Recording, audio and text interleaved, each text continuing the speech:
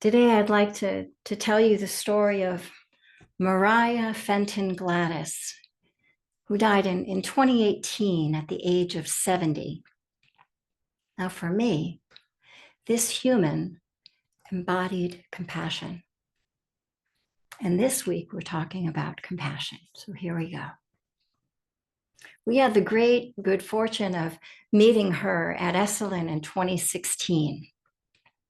Now, Esalen is kind of a magical place. It's on the coast of California. When we were there, whenever you go, I would say unexpected delights appear. And one day we were told to come down to this big tent, which they have on the cliffs, and it's just stunning, the view. But we go inside, and everyone from Esalen, from all of the workshops, everybody's there piled in. And in comes this woman in a wheelchair, shocking red hair, pushed by this older gentleman, and in tow was her son, a filmmaker who had made a documentary of her life. And this was the first showing, and she had never seen it before. So it was very, very moving. Mm-hmm. So Mariah was a special human. She was a Gestalt therapist by training, who at the age of 33 was diagnosed with ALS, which is amyotrophic lateral sclerosis, or Lou Gehrig's disease. And ALS is a disease that erodes the central nervous system. And she was told at the time that she had a 10% chance of living more than 2 years, which was the normal life expectancy of a person with ALS at that time. That was in the 80s. And I was like, what? She had been an athlete, had taken care of her body. She was well educated, and this was a total shock. But the bigger one came a little later in that day, right? You think about this, like the beginning of your day, you go to your doctor, you're basically told, this is what you have. This is what you can expect. This is your death sentence. And then, as she put it, I'm delivered a death sentence. And when I come home later in the day, my boyfriend proposed to me. Same day. Now, that's a lot to consider, right? That's a lot to receive in one day. Talk about the joy and sorrow, like. When she told her fiancé her diagnosis, instead of leaving, he reaffirmed his love and commitment to her. And they went on and married, and they had 2 sons. And this was also a miracle, a medical miracle. They did not expect that she'd be able to carry any pregnancy, let alone 2. And as the years went on and her condition worsened, her husband, Ron, he took on more and more responsibility of caring for her. Now also think about this. A young mother, 2 kids, and now he's taking over a lot of responsibility. And her speech grew ever more difficult to understand. And her gait eventually yielded to her needing to be in a wheelchair. But her clients kept seeing her. And as her voice weakened and became very difficult to understand her, Ron assumed yet another role, the role of interpreter. She lived for 3 decades with ALS. To my knowledge, the longest anyone has lived. Yet, what strikes me more than anything else was that her outlook was positive. Soon after her diagnosis and the marriage proposal, she realized that she couldn't dwell in negative thoughts or in thoughts of death. Instead, she decided that she would move through the world as if already loved. Those are her words, already loved, to be loved from the inside. Now think about this move. This is someone whose entire body is breaking down, who has just been told she's, gonna die very quickly in 2 years. And yet she decides, makes a deliberate choice to manifest love. And she did indeed radiate love. Her contribution to Gestalt therapy was to bring the heart into the therapy room.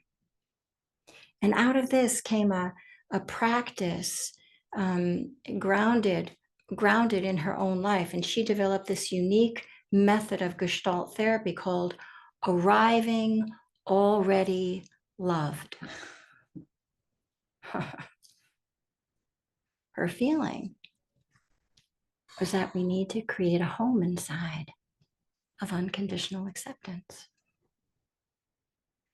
So when we fall, we're the first one to pick ourselves up. We're our first responders. We become the caregiver, the support that we need. For her, to arrive already loved meant having an inner life that was comfortable, loving, compassionate, and an enjoyable place to be. It's a home where you can always turn to find solace and support and unconditional acceptance. Now, does that sound familiar? Love everything into the fold of mindfulness. Grow the arms of a benevolent other who can hold what is really here, celebrate, champion what is really here.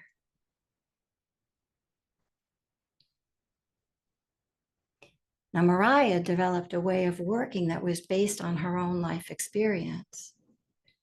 Her early years were marked with pain and suffering that stemmed from feelings of unworthiness and unlovability. She saw firsthand that lack of self-love had created an inner sense of aloneness and shame. She spoke of that fateful day when she received the worst news and the best. Quote, "I know that to give myself the best chance of survival, I needed to be free of self-criticism, blame, and guilt. I need a close, compassionate connection with every cell in my body, every step of the way. And I needed to talk to myself like I would talk to a treasured child. Mariah, I love you. And I will be with you every day until you draw your last breath." Now that is inner talk. That's the kind of inner self-talk that's healing, that's transformative. And she went on. "If I had accepted the identity of a dead woman walking, I know I wouldn't be here today." That was when she was 67. She said this. She said, "I've made it my daily practice to arrive here and there and everywhere already loved." And she finished her statement with, "Let me leave you with this thought. If you and I locked arms and walked through your day, your life, and you whispered in my ear every thought you had about yourself, would I have a good day?" This kind of question helps us to see how we are speaking to ourselves. And it invites us to try something different, something more wholesome. How we speak to ourselves matters. Hey, buddy, oh, my darling, talk to the self as if you were speaking to someone deserving of love and care and compassion, deserving of joy and celebration and peace within our borders.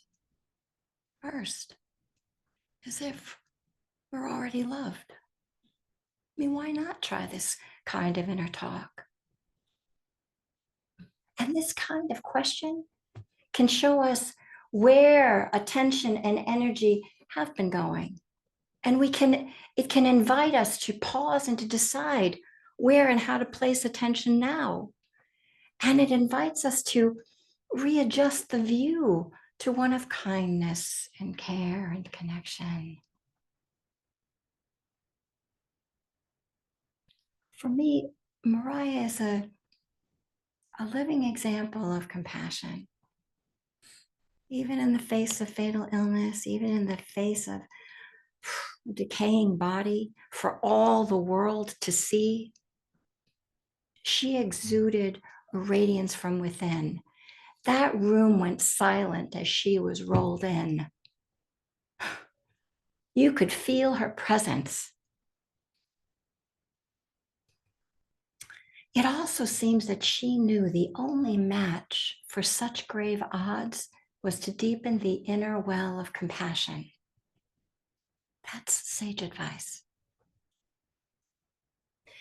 So I'll end today with this question, the question she asked. If we, you and I, were to lock arms and walk through the day together, to move through the day together, and during the day, you whispered in my ear every thought you had about yourself, would I have a good day?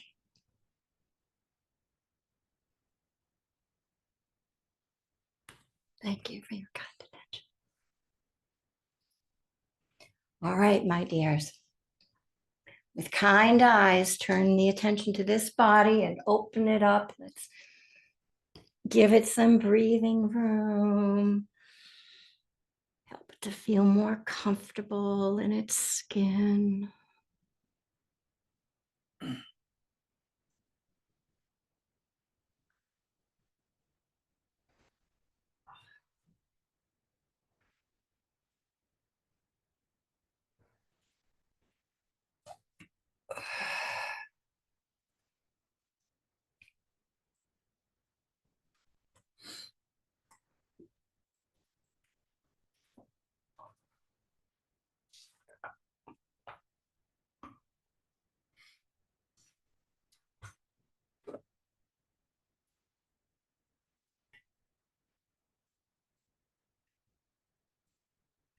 Settle yourselves in.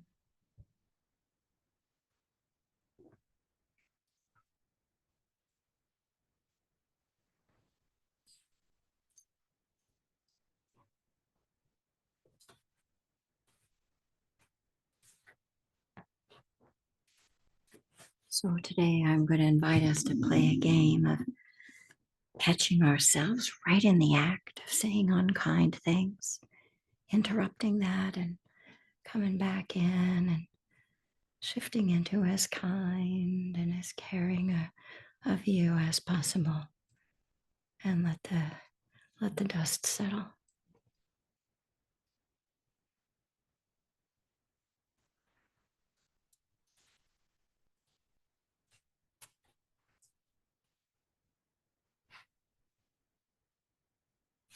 So maybe gently closing the eyes and letting attention come to the interior.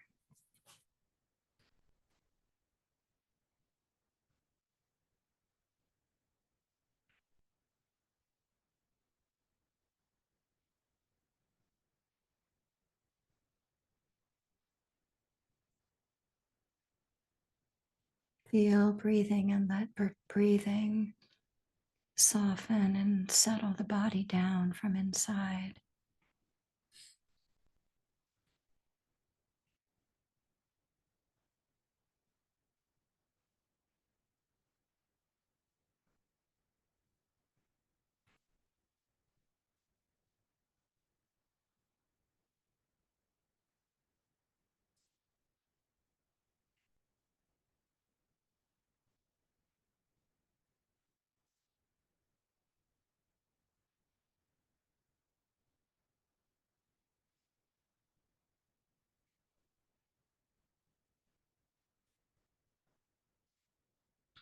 Add a few drops of kindness to the mix.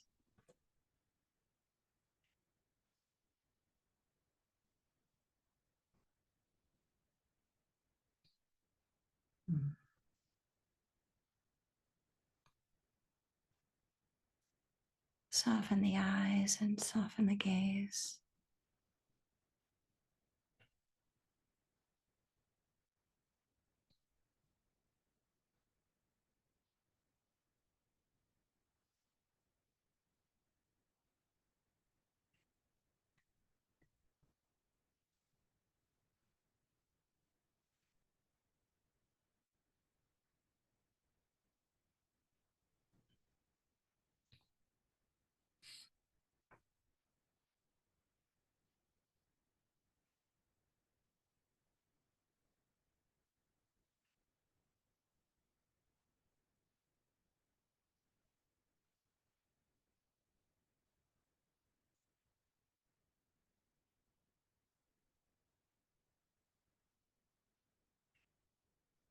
Be alert to unkindness.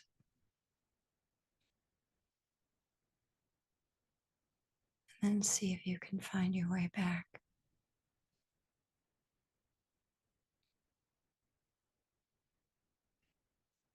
to a loving attitude.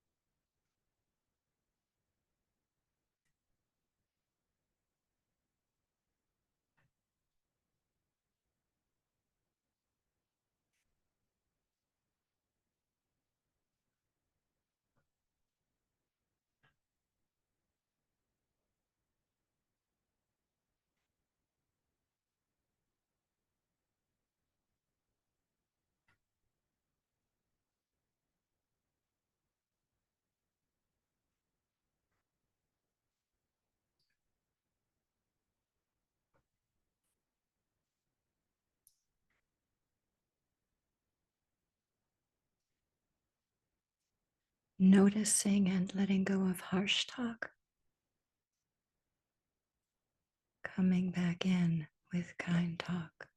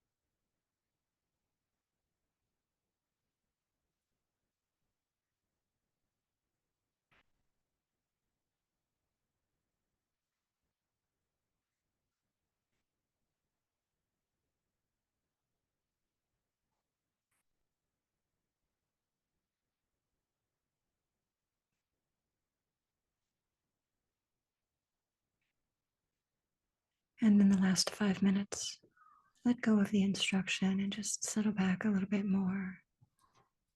Breathe and drop attention inside.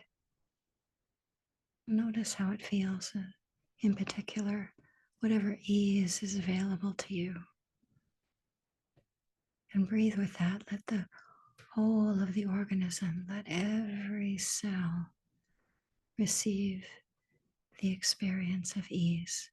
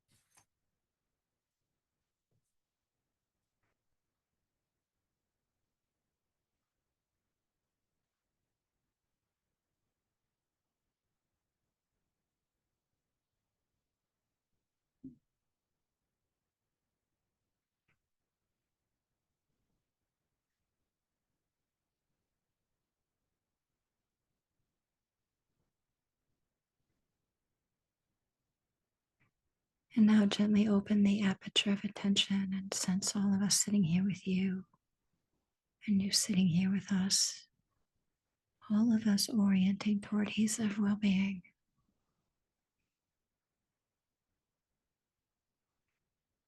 Keep breathing and let the organism receive that.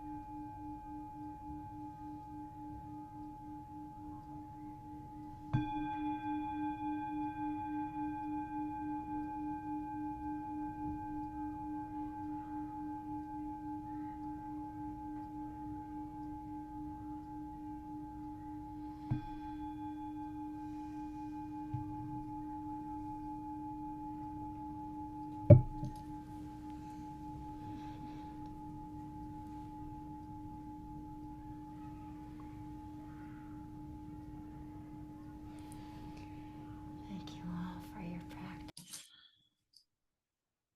Recording, give you permission.